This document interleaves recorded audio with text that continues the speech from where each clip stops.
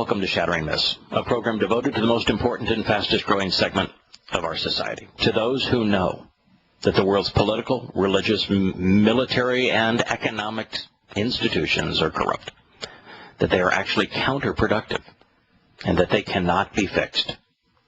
Our mission, therefore, is to look behind the headlines to know who is working against our interests, to understand why they are doing so. Because exposing and condemning errant and treacherous schemes isn't hateful, it's caring. In our concluding hour, as we have done over now almost 2 years, we're going to use evidence and reason to explore the Torah. It means teaching, not law, and it is liberating, not enslaving. And it provides, through its covenant, the only reliable answer for you and your family. Our phone number, anytime over the next 3 hours, if you'd like to participate in this discussion, it's 877-300-7645. So the question before us is, are you willing to go where the evidence leads? Even if a rational evaluation of that evidence leads to a repudiation of your long-held political and religious beliefs. This morning I'd like to explore the Ukraine. Reuters reported over the weekend that the Ukraine's parliament put the president to flight, that it named a new speaker as acting head of state on Sunday to replace Viktor Yanukovych. Now, it's interesting, of course, President Obama said, I think what we ought to do in the Ukraine, their Uncle Pooty, is let the people choose. Let the democratic process play out and let the people speak and tell us who they want. Let's look for a political, democratic solution. Well, unless I'm mistaken, Yanukovych was elected. He was the person that the people wanted, and that he has been deposed by a minority of the people. A very small minority of Ukrainians filled their Independence Square. The missing president's abandoned country home is, and it's with its brash opulence, is now on display. It has fueled demands that the Russian-backed elected leader and his allies be held to account for their corruption on a grand scale. It was pretty grand. The realization that he had, at least this is the rumor that's coming out of the Ukraine, that he had 2 bells that were beside his bed. One was for alcohol, the other was for sex.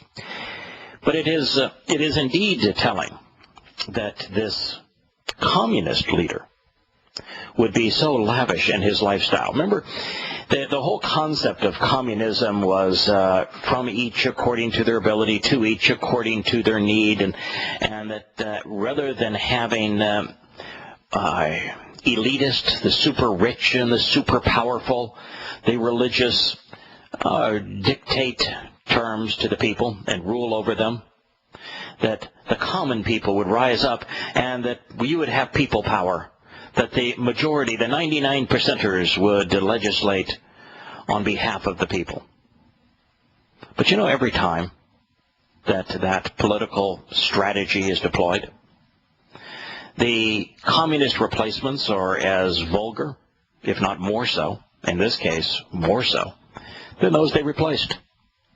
It isn't a trade up, it's usually a trade down. Not only do the newly empowered communist leaders live a more indecent, immoral, and self-indulgent lifestyle than did their counterparts, the gap between the leaders and the people is exacerbated because the communist system does not work economically, taking the average person down in terms of economic status. The European Union and Russia, vying for influence over the huge former Soviet republic on their borders, consider their next move. The EU officials said that they were ready to help Ukraine, while Russia said that it would keep cash on hold until it sees who's in charge. Yeah, that is half true. The reality is that the Ukrainians are in a horrible position. They just bit off the only hand that was willing to feed them. And so we're going to explore what they did and what the consequence is of not thinking There is a consequence of complaining if you don't have a better option, and they don't have one. The Parliament, meantime, appointed security officials and announced legal moves against members of the ousted administration. That's always interesting. That one of the reasons that dictators, and this was a popular elected leader, don't want to resign power, and they don't want to cave into the alleged grievances of those who protest against them. It's because they know that if they do, they'll be hunted down like animals. That's what's happening in the Ukraine. You are never going to get the government that is better than the morality of the people when this occurs. CNN reports that U.S. National Security Advisor Susan Rice warned on Sunday that it would be a grave mistake if Russian President Vladimir Putin intervened militarily in the ongoing crisis in Ukraine. Well, if that's true, and you're speaking for the Obama administration, you're saying that the United States can intervene militarily in Korea, in Vietnam, in Panama, in Grenada, in Somalia, in Iraq twice, in Afghanistan twice, and in Libya.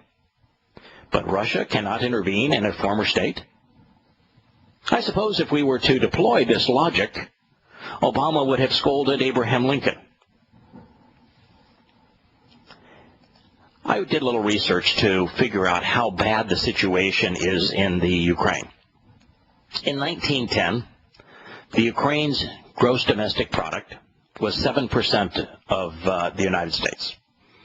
The Ukraine right now is 1/6 the size of the United States in population. It's an equally desirable slice of land as well in terms of agricultural capability and minerals and access to trade routes and the like. So in 1910, before the Bolshevik Revolution, the GDP was 7% of that of the United States.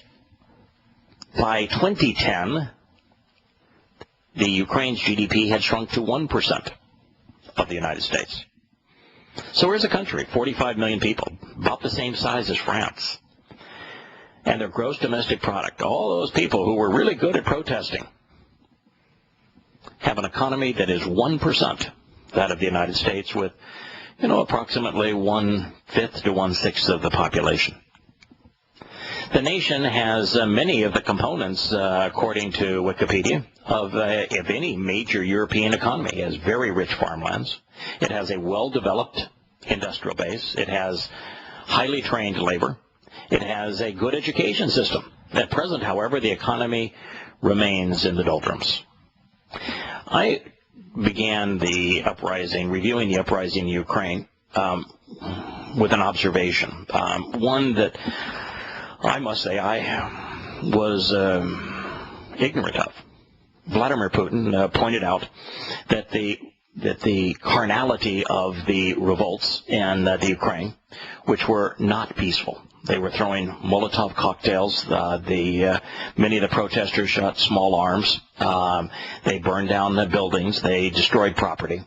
This myth that is being promoted by the United States, particularly Susan Rice, that this began as a peaceful protest and that the government was the only aggressor from an aggravated assault perspective, is just not true.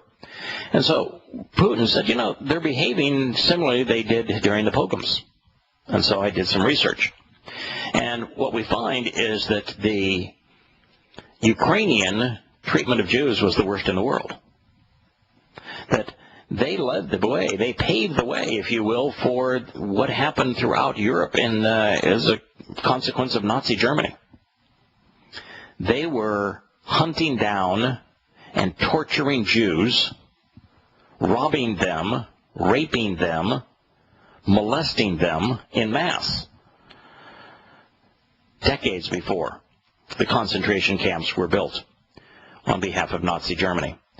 I also decided that since that had been, for some, too ancient history to look back into the beginnings of the 19th century.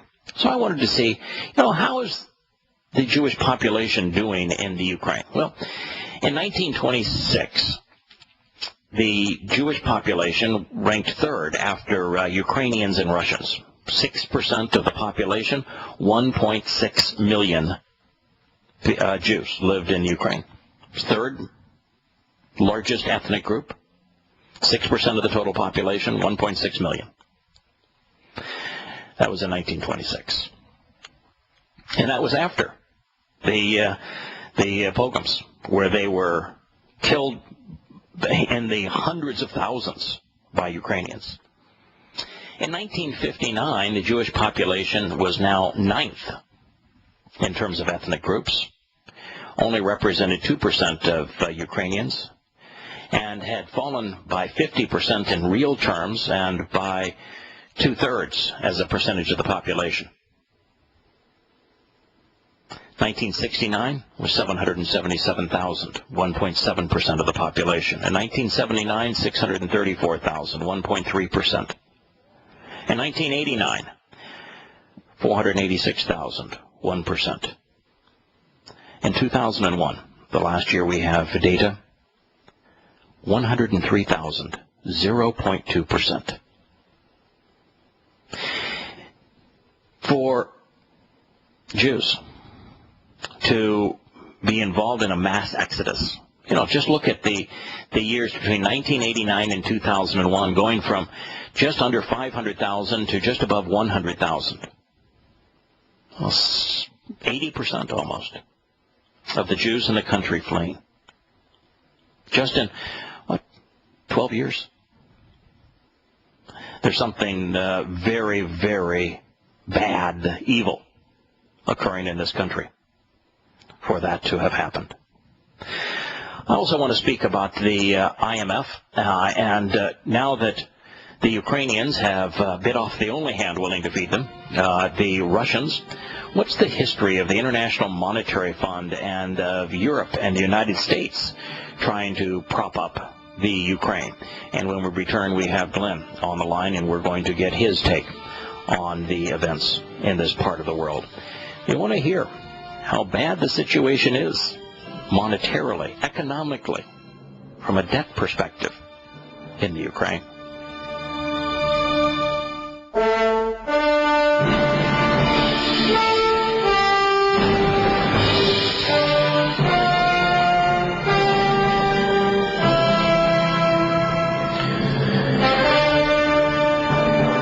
Welcome back to Shattering Myths. Before we consider the history of the IMF and Russians with what is essentially a bankrupt nation, I'd like to hear Glenn's take on the unfolding events in the Ukraine. Good morning, Glenn.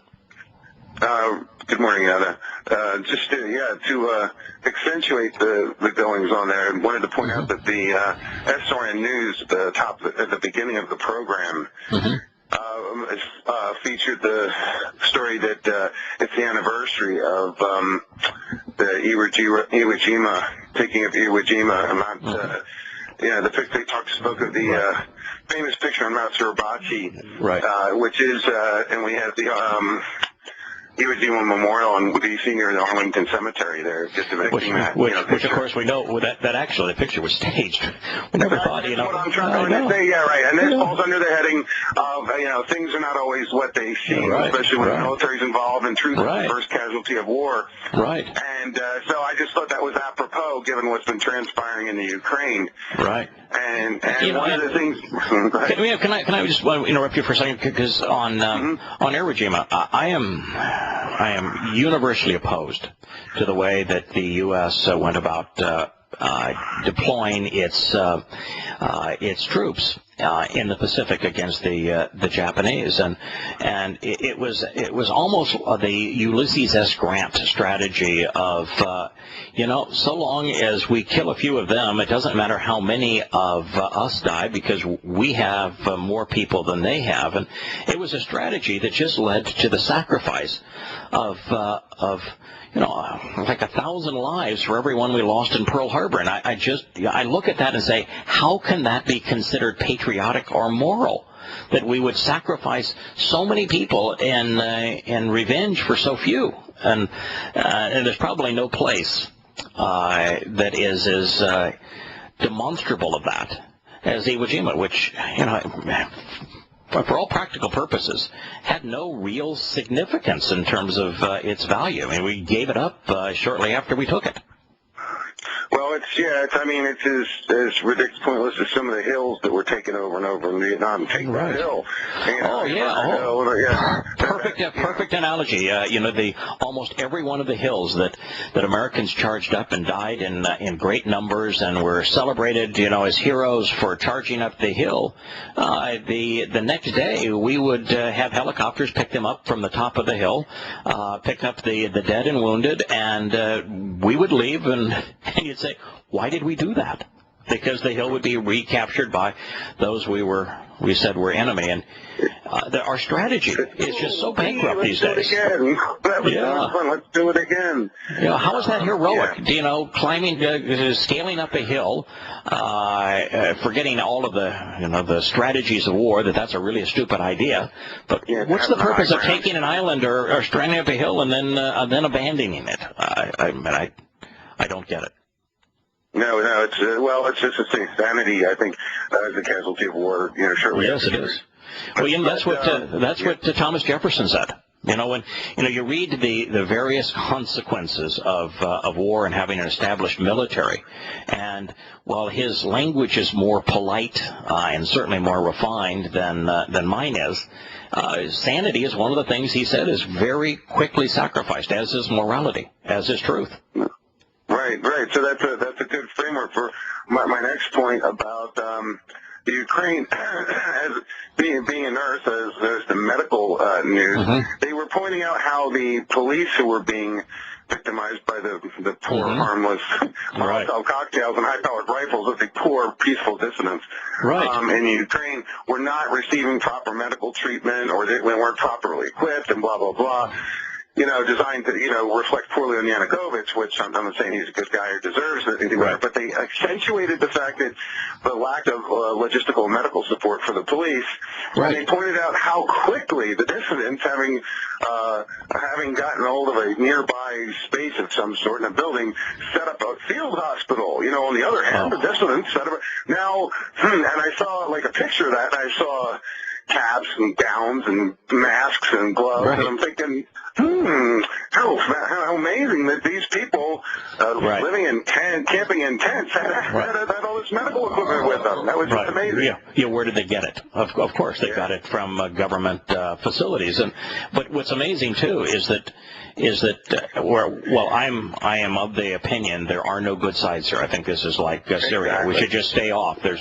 Both sides are repulsive here, and you can't fix repulsive. But the reality is that the dissidents were not peaceful.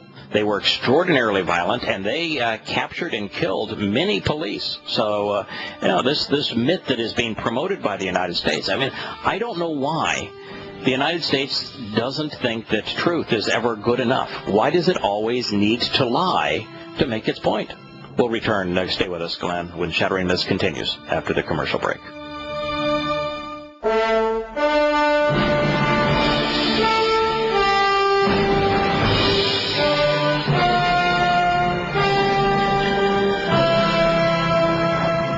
Welcome back to Shattering Myths. We're reviewing the conditions in the Ukraine. It is all about money. They are bankrupt.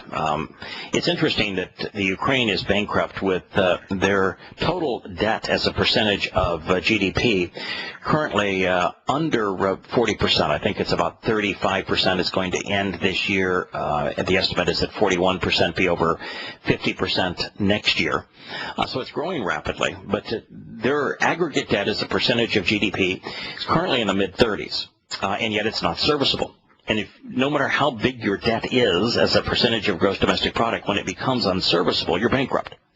And that is really the case in the Ukraine. In the United States, where our total debt as a percentage of GDP now is 110 to 115%. So we are very close to 3 to 4 times worse than the Ukraine in real terms.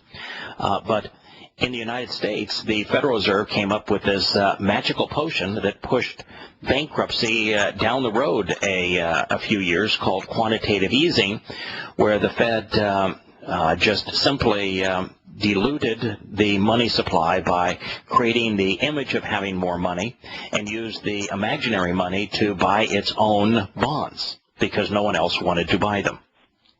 Now, here's the story with the Ukraine. The International Monetary Fund, which used to be primarily the United States, and now it's a mix of the United States and Europe, approved a $2.2 billion extended fund facility, an EFF, with Ukraine in September of 1998. In July of 1999, the three-year program was increased to $2.6 billion. The Ukraine's failure to meet monetary targets and our structural reform commitments caused the EFF of the IMF to suspend or delay those disbursements on many occasions. The last EFF disbursement was made in September of 2001. So the first attempt by the International Monetary Fund to provide the Ukraine with $2.6 billion in loans failed because the Ukrainians failed to live up to the terms of the agreement. Now, typically, I've been in business before, and I've borrowed money from banks, and I got this, I can tell you from experience, that if you don't meet your obligations with the bank, they not only won't loan you any money, they will turn you upside down to shake every loose nickel out of your pocket and drop you like yesterday's newspaper. But not the International Monetary Fund. No, not them. The IMF granted Ukraine a $16.4 billion loan in October of 2008. So after the $2.6 billion loan went bad, and the Ukraine didn't honor any part of its agreements, the IMF granted them $16.4 in October of 2008. This kind of escalation, by the way, is exactly what you would expect in a country that is in a death spiral, of which the government thus far has received $10.6 billion, at least as of May of 2010. Further payments were frozen after the Ukraine raised minimum wages and they raised pensions, contrary to the IMF recommendations. Now, this is indicative of the dependency culture that has taken over the Ukraine. Now, they came out of the Soviet Union, from each according to their ability, which means no one does diddly squat, and to each according to their need, and everybody is really needy. Well, you come out of that mindset, which is what is being established in the United States. We are becoming also a dependency culture, that people stop working. And then they start feeling entitled. Oh, yeah, I need my Social Security. I need my Medicare. I need the government to provide my food stamps. I need government subsidies. I need the government to offset the rising cost of the things that I need in my life. And you become more and more dependent on a government that has no means to support itself. And so the Ukraine did exactly what they ought not have done. They raised minimum wages for unproductive jobs, and then they raised pensions, which is the single biggest calamity. That's the ultimate final nail in America's coffin, is the federal pensions and Social Security. So in 2010, at that point, the Ukraine was already the third largest borrower from the IMF, third in the world. On July 28th of 2010, the IMF approved. Now, this is a deadbeat country. It had suspended what it was offering Ukraine because the Ukraine consistently exacerbated the problem with their economy. And so what does the bankers at the IMF do? Oh, we just love a dependent country, particularly if it's large.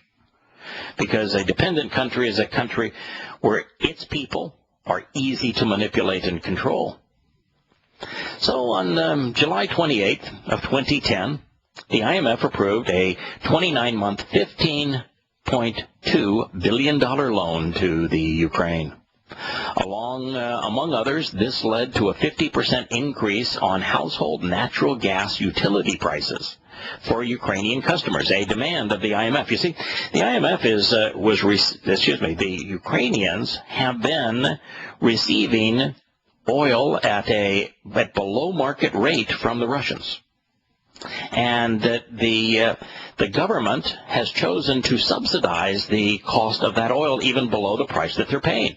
It is one of the largest contributors to the national debt of the Ukraine. So they let it rise a little bit. On December of 2013, the IMF stated that the Ukrainian government had only partially implemented agreements reached in 2010 with the fund, and in this connection, the program was not going to be further implemented. So now this is the fourth time that the International Monetary Fund has arranged to provide money to the Ukraine, each time the Ukraine has failed to meet its obligations. Now, according to Ukrainian Prime Minister Mykola Azarov, quote, the extremely harsh conditions, oh, can you hear austerity? It sounds like the Greeks, doesn't it? Of a renewed IMF loan. Now, can you imagine? 4 times the IMF has provided the money, 4 times they've reneged on their terms, 4 times they've been unable to pay back the money, and they don't want any terms attached to it because they're extremely harsh. And now the Ukrainians are going back to the IMF and saying, oh, you need to give us many more billions, but this time without any of those harsh conditions because you can't expect us to be responsible and to pay it back. On the 20th of November of 2013 was the most recent presentation by the IMF, which included big budget cuts. Yeah, you can't spend lavishly. You can't have a dependency government. And 40% increases in natural gas bills to get them at least within shouting distance of the actual cost of the national gas that was being used. That had been the last argument in favor of the U.S. government's decision to suspend preparations for the association agreement between the Ukraine and the European Union. Now, we're all told in the West, and this is what's amazing about this. We're all told in the West that the reason that these 50,000 and later 100,000 Ukrainians out of a population of 45 million, so an insignificant number, decided that they would go and burn things down in in Independence Square in Kiev was because that dastardly ex-communist leader that was the puppet of Putin decided that he would turn down the integration with the European Union in favor of remaining integrated with Russia. That's what we were told, right? Well, the truth is, it's not that at all. It's that the terms and conditions of borrowing from the International Monetary Fund were unacceptable. And it was the Ukraine saying, we can't live with the terms you're trying to impose for the money that we so desperately need. And it was a direct result of not being able or willing to accept the terms of the loan from the IMF that led to the disassociation with the European Union. The decision to put off signing of this EU-Ukraine association agreement led then to the massive ongoing protests in the Ukraine. But it was all prompted by the IMF's insistence that for the 5th time that the Ukraine wanted money, that they actually do what they had promised to do. On 10 December, President Yanukovych stated, we will certainly resume the IMF negotiations if there are conditions that suit us, and we will take that path. However, Yanukovych also stated that the conditions put forward by the IMF were unacceptable. He said, I had a conversation with U.S. President Joseph Biden, who told me that the issue of the IMF loan has almost been solved. But I told him that if the conditions remained, we were not interested in such loans. So here's the United States being told, and the world being told, that this guy was dead set on Russian integration and thwarted the people's desire to be integrated economically and to have opportunities for trading with Europe. It was the last throes, the media said, of the Cold War. Baloney. This was all about the terms imposed by Europe and the United States through the IMF to keep the Ukraine afloat were not acceptable to the Ukrainians. That's the truth. It's, when we had the lead into this news and we had Susan Rice saying that, this was a peaceful uprising by the people and that the government responded violently. If we have to lie about the conditions that exist, including what caused the non-signing, the collapse of the agreement with the European Union, then how is there any chance whatsoever, if the pretexts are so distorted that people are fed lies, how is there any chance whatsoever that a moral, intelligent, rational, productive solution can be deployed? If you have to base your premise on lies, what is the likelihood that your solution will prevail? But that's where we find ourselves in the United States.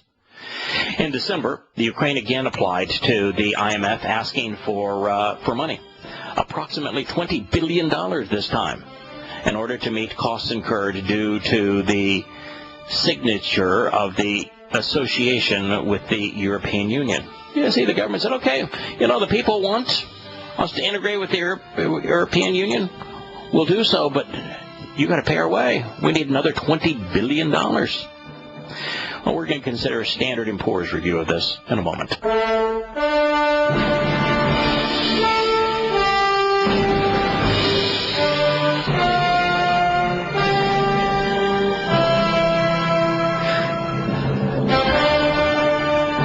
So as the United International Monetary Fund, which would be Europe and the United States, both of which are bankrupt, are being asked to supply another $20 billion to the Ukraine after having been burned in the previous 4 attempts to loan the Ukraine money. We have this from Standard & Poor's in terms of their evaluation of the Ukraine. The Standard & Poor wrote and released this past week. In our view, the political situation in the Ukraine has deteriorated substantially. We believe that this puts the government's capability to meet debt service at increasing risk and raises uncertainty regarding the continued provision of Russian financial support over the course of 2014. No kidding, Sherlock. That was your first clue. We believe that it is likely that the Ukraine will default in absence of significantly favorable changes in circumstances which we do not anticipate. To default is to be bankrupt. The United States would have defaulted on its debt if it was not for quantitative easing. To be bankrupt is sheer anarchy. That means that your currency becomes worthless. That means your banks have squandered the savings of those who have made deposits. Now, in America, squandering savings won't be a big deal because the vast majority of Americans have less than $500 in savings and owe over $275,000 in average. So the average American is in debt as opposed to having savings. They went on to say that we are therefore lowering our long-term foreign currency sovereign credit rating on the Ukraine from CCC plus to just plain old CCC. The negative outlook reflects our view that the Ukrainian government has yet to secure sufficient external funding to avoid a default or distressed exchange. This has always been about money in Ukraine. Always about money. And there's 2 forms of money in our world today. There's the fiat-type currency where nations are made dependent and their citizens based upon debt. If you're an American, you look at your currency, it is a debt instrument. Or in the case of oil, which is now the principal commodity, monetary commodity in the world. And the Ukraine biggest issue is that they import oil The negative outlook reflects the view that the government does not have external funding to avoid the default. In the United States, we simply create the illusion of funding by devaluing our currency. In the Ukraine, they don't have that option. The clashes between protesters and security forces, according to Standard & Poor's, that began on February 18, led us to conclude that the conciliatory end of the political standoff is now out of reach. We consider that the future of the current Ukrainian leadership is now more uncertain than any time since the protests began in November. We believe that the Russian government's support for the Ukraine is tied to the current leadership. Yeah, gee, if you've got a group of people who are now have taken control over the popularly elected leadership of the Ukraine, who are demanding that all ties with Russia be severed, you know, it's going to be really hard to encourage the Russians to continue to supply them with oil and with more loans. As a result of the intensifying political turmoil in the Ukraine, we consider that continued Russian support up to the committed $15 billion is increasingly uncertain. It's not uncertain. They know for sure that Russia's not going to supply $15 billion to the Ukraine when the now government in Kiev is saying to hell with Russia. So what's going to happen? Is the IMF going to provide another $20 billion? Is the Ukraine going to accept the terms that were imposed by the West, which is a huge curtailment of the size of the Ukrainian government and its subsidies and its dependencies and its pensions and its wages? You know, the Russians didn't put such constraints on the Ukrainians. I mean, this thing that is just so unbelievably stupid here is the Russians stepped in and were willing to help without strings attached. Stunning. And they said, hell no. No, boy, we're really got a well-educated group of protesters here. No. We want to instead be allied with those people who want to impose all sorts of restrictions, those that we have found previously to be wholly unacceptable. Conditions that are not socialistic. That's what we want imposed. Are they kidding themselves? Are they just oblivious?